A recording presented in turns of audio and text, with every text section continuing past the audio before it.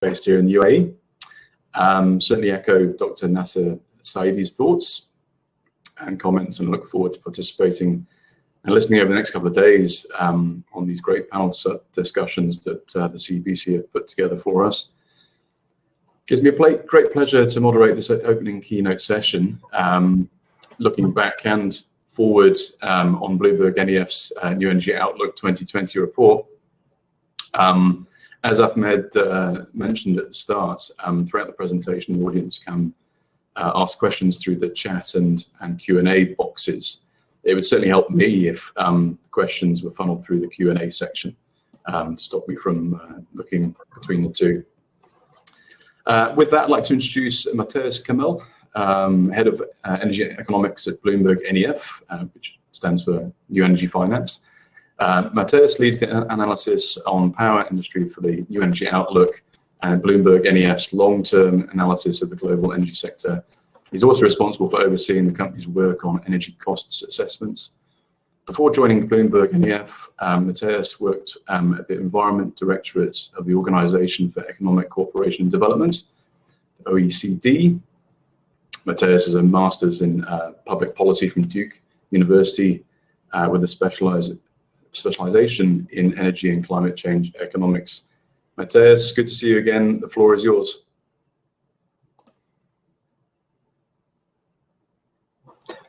Thank you, Ashley. Can you hear me okay? Yes, fine. Great. Okay. Well, thank you so much for this great opportunity to speak to you today at this sector. It covers the power sector, industry, transport, and buildings, and it has two main scenarios.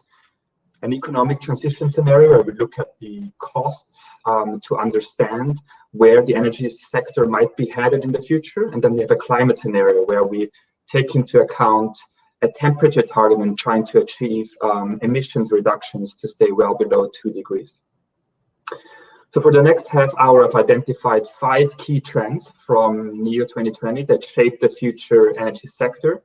And these findings, these trends, they come from both scenarios that we have produced in NEO 2020. Now, the first one is emissions may have peaked in 2019. The second is the electricity sector is leading the energy transition thanks to cheap renewables. The third is the growth of electric vehicles leads to peak oil. The fourth is gas continues to grow, yet more slowly. And the fifth is electrification and hydrogen may be a path to stay below 2 degrees. And I'm going to go through those 5 trends now over the next half hour and give a little bit more detail about what we mean. So let's start with the first. Emissions may have peaked in 2019. And so this is really encouraging news, and two major factors may explain why emissions peaked in 2019. On the one hand, there's COVID-19, which led to a decline in emissions of an estimated 9.1% last year. And on the other hand, there is the ongoing switch to renewables in the power sector. Both factors combined lead to this peak that we have identified here. Sometimes it's a little bit tricky to really call peaks, but that's what we suggest based on last year's analysis. And we expect a recovery of emissions over the next few years as the global economy recovers from the pandemic. But we do not think that this recovery is strong enough to reach historical levels again. If we look at the same picture from a fuels perspective, we see that coal is the largest source of emissions today, and it remains a significant contributor in the future. But we also see that the emissions of coal decline, and this is an interesting trend I want to look into a little bit in more detail. And what you see here is coal demand across different sectors for the global economy. And we think that coal demand has already peaked, namely a year earlier than global emissions in 2018. And this is thanks to a peak in coal use in the power sector. Today, power accounts for around 60% of coal use. So what the power sector does in terms of coal use is really, really important for global coal use, but also for global emissions. And there's also an important regional dynamic behind this. And what we see here is that China is by far the largest coal consumer of coal globally for power generation. But we also expect that within just 7 years, that the coal use for electricity generation in China may peak and then very quickly fall.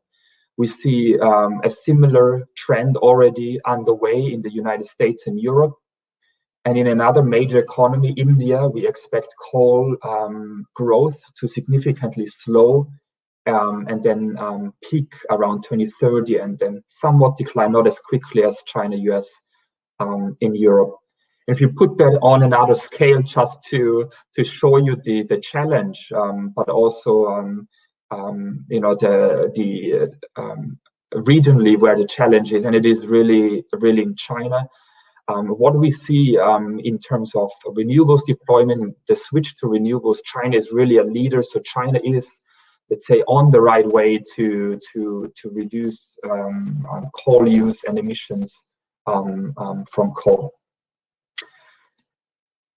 Now, the second finding that I want to talk about is that the electricity sector is really the sector where the transition to cleaner energy is already underway, because there is an existing solution that makes economic sense, which is PV and wind. And what you see here is the economic transition scenario, so the economics-led scenario, and the generation mix of that scenario from today to 2050. We have a little bit of historical detail there as well. And what you see is that we are going from a global power system that is dominated by coal and gas and a little bit of oil, which make 62% of generation today, to a mix that is dominated by solar and wind.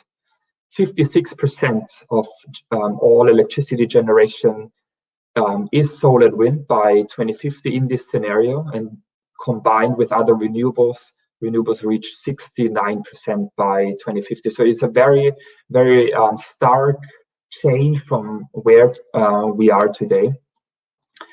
And all of this, of course, needs power capacity. And we see in our analysis that global installed power capacity almost triples over the next 30 years, from 7.4 terawatts today to more than 20 terawatts in 2050. And again, you see this transition to renewables reflected in the installed capacity. Almost 60% of the installed capacity by 2050 comes from wind and solar, and the role of coal, gas, and oil really diminishes over the same time frame. If we look at this from an investment opportunity, then we estimate this to be a $15.1 trillion investment opportunity over the next 30 years.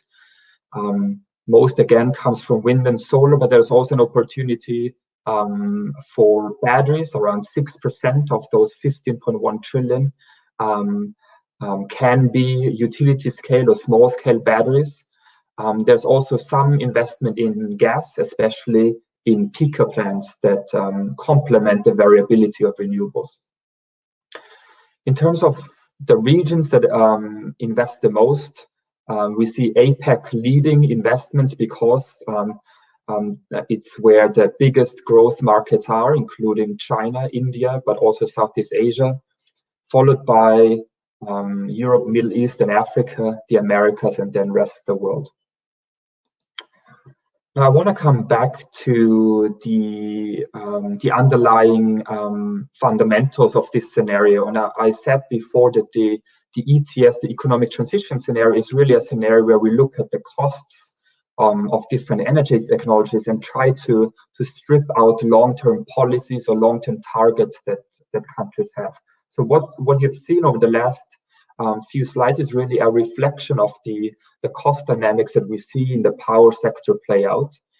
When we look at a global map here of what the cheapest technology is in different countries globally, we can see that in countries representing 3/4 of world GDP, renewables, that is either wind or PV, are already the cheapest form of new electricity.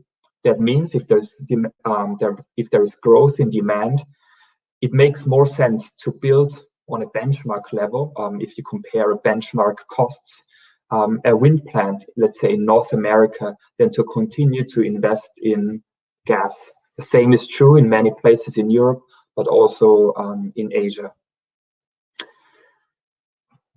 Now, what I just described is the cost competitiveness of wind and PV on a new build basis, but there is also a second tipping point that we can identify. This tipping point describes when wind and PV start to undercut the running costs of coal and gas. So that means at one point it may make more sense to build a new onshore wind or PV plant rather than to continue running your coal or gas plant. And this is a very important phenomenon that can happen or already happens in some markets, because it really means that coal and gas plants start to run less because it is more expensive to do so rather than to build something new. And you see here an example for China where we think this tipping point, this crossover point, may happen within the next few years. And actually our latest cost analysis from late 2020 suggests that this crossover point might already be happening or is very close. Another example is the United States here, where the competitiveness or the most competitive form of power generation is combined cycle gas turbines. And similarly here, we expect on a benchmark level, onshore wind and PV to start undercutting gas. Now, this is a great story for renewables because they are very cheap, and as you have seen in my first slide on electricity generation, they really reach very high levels globally. But there's also a limit to PV and wind that we see in our analysis, and we think it is around 70 to 80% of electricity generation. And why is there this limit? On the one hand, there might be other sources of generation like hydro, but also a cheap natural gas that stays in the system for flexibility and for backup. But there's also other factors that let's say limit the potential of PV and wind a little bit, which is the seasonality, for example, but it is also the daily variation of wind and PV output. So for the morning hours, for the evening hours, or for cold winters in Europe, economies, power systems will need a complement to renewables, even though they are on a bulk basis the cheapest forms of power generation over the next 30 years. Now, the third key trend I want to discuss is electric vehicles and their role for oil demand. Now, we see a peak in oil demand in 2035, and this coincides with when road transport reaches its maximum use of oil. At the same time, we see continued growth in aviation, shipping, feedstock, and petrochemicals. But those sectors do not, the growth in those sectors is not strong enough to halt the overall decline of oil demand from around 2035 onwards. And we expect around a 0.7% drop year on year from 2035 to 2050. And oil demand should reach around 2018 levels by 2050. Now, I said that road transport and electric vehicles are really important for the global oil story. And what you see here is that the electric vehicles sales are really going to increase over the next 30 years. By 2050, on a global level, we expect that 73% of all new passenger vehicle sales will be or are electric vehicles. And if you look at this from a total fleets perspective, that translates into around 54% of all cars on the road in 2050 being electric. And of course, there is variation in different regions. For example, in Europe, the US, and China, we expect sales of electric vehicles to be higher than on the global average level, ranging between 56 to 80%. Now, similar to the power story, the renewable story in power, it is a question of cost that is really driving that switch to electric vehicles. And what you see on this chart here is the evolution of battery pack prices since 2010 to 2019 and then to 2030. And what we have observed in our studies is that since 2010, costs have dropped from more than $1,000 per kilowatt hour to around $150 per kilowatt hour in 2019. And we expect the cost of lithium-ion battery pack prices to further decline over the next 10 years, namely to $61 per kilowatt hour. It is really that decline in battery packs that makes electric vehicles a competitor or an economic alternative to internal combustion engines. And you see that on this chart here, on this illustration, which suggests that by the mid-2020s, electric vehicles should reach upfront price parity with internal combustion engine vehicles in most segments. And what do I mean with upfront price parity? That basically means you go to a retailer, you would like to buy a car, and the price tag of a vehicle, of an electric vehicle, is comparable to one that has an internal combustion engine. And again, this is driven by the decline in battery packs, which you see on this chart continues to decline. Now, key finding for gas continues to grow yet more slowly. I'm just going to quickly look at time. Okay, still doing okay. Gas is the only fuel that we see continue to grow in our economic transition scenario, namely by around 0.5% year on year to 2050. And there's basically the building sector that we think is the strongest driver of growth. There's a little bit of growth in the power sector as well initially, but then it starts to fade post 2030. We see relatively little growth in industry.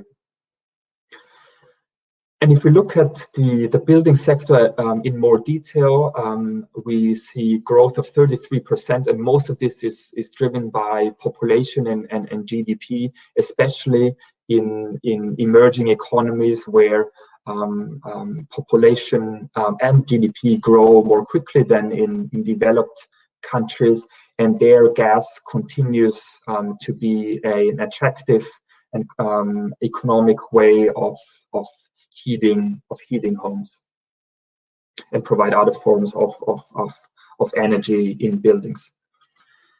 Now, in the power sector, there is an interesting dynamic, because on the one hand, there is growth in power capacity, as you can see on this chart, most of which in the next 10 years comes from combined cycle gas turbines, in the long term from peaker gas plants. These are plants that support renewables when they are not operating, when they need backup. So that is the one side of the coin, if you want, in the power sector. But on the other hand, we expect fuel burn gas fuel burn in the power sector to fall, especially from 2030 onwards. And this translates into a fall of the capacity factors of CCGT power plants. And you see that on the right-hand side chart here. We're moving from an average global capacity factor of around 27% of 46% in 2019 to around 27% by 2050. And again, this reflects the changing role of gas in power, being a provider of bulk electricity to being a provider of flexibility and backup as renewables become the cheapest form of electricity provision. And now finally, the fifth key trend, electrification and hydrogen may be a path to stay below 2 degrees. And I want to come back to this chart that I showed you in the beginning, which I said is encouraging news because it means that, or it meant that emissions may have peaked and that we are on a path to declining emissions to 2050. Yet this decline is not enough to stay below 2 degrees or anywhere where the Paris Climate Agreement suggests we should be. So if we wanted to reach 2 degrees by 2050 and thereafter, emissions would need to drop by 6% year on year. That is 9 times faster than where we are headed based on economics alone. And if we wanted to reach 1.5 degrees, this is a completely different challenge, a very, very difficult challenge, and it would require a 10% emission reduction over every year to 2050. Now, what we propose in our new climate scenario is a pathway to reach 1.75 degrees. And there's 2 main solutions we propose in this pathway. The first one is electrification, and the second one is green hydrogen. And this is really a pathway that explores those two solutions rather than to predict or suggest that this is necessarily where the world is headed. Of course, there's other solutions out there, but we have for the new climate scenario in 2020, we chose those 2 vectors of decarbonization.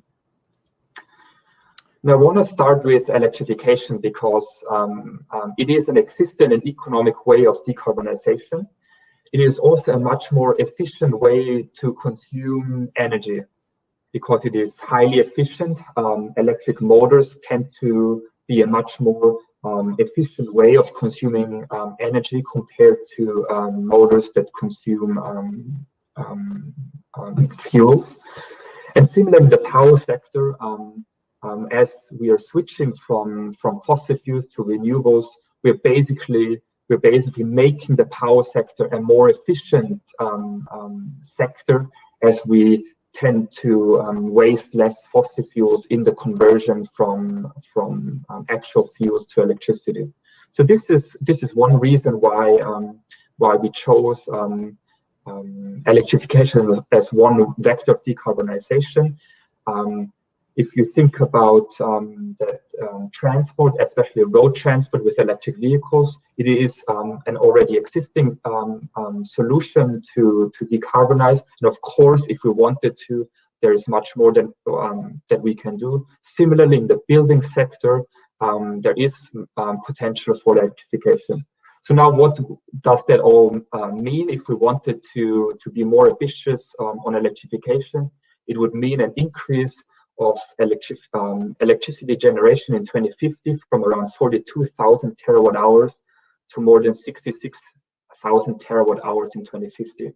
And that means a doubling of capacity, and this is what you see on these charts here, a doubling of capacity relative to our economic transition scenario from around 21 terawatts installed in 2050 to more than 40 terawatts in 2050, much of which is PV and wind, but we also expect hydrogen to play a role as a backup solution in power.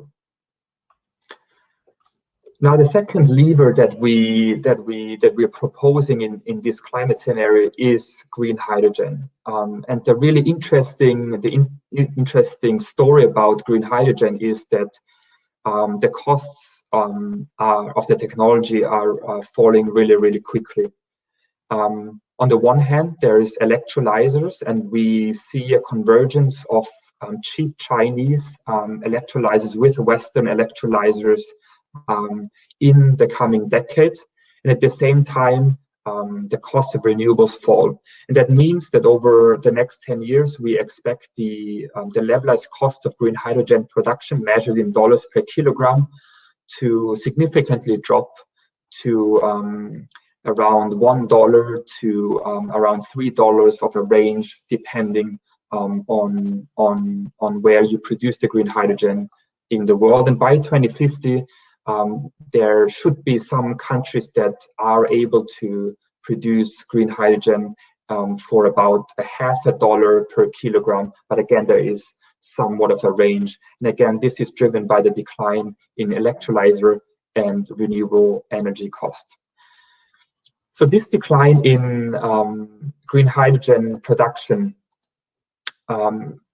suggests that it can be a solution for complementing electrification wherever electrification may not be the optimal solution. And you can think about heavy industry, for example, where you might need, where you have high heat requirements and where electricity or an electric process might not be the most economic solution. You can see steel production, for example, but also cement. In the power sector, as you saw, there is a role for hydrogen, but also in transport, especially in long haul commercial transport with heavy trucks.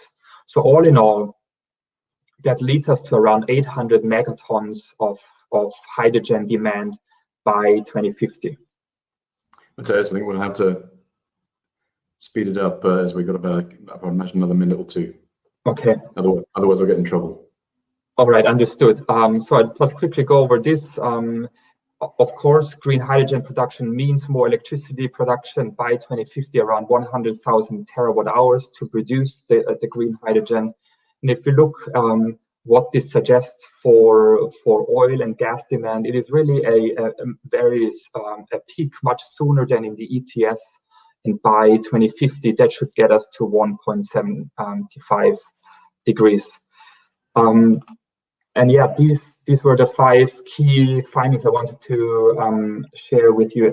Ashley, I don't know if we have time for questions, but otherwise I'm happy to leave it here.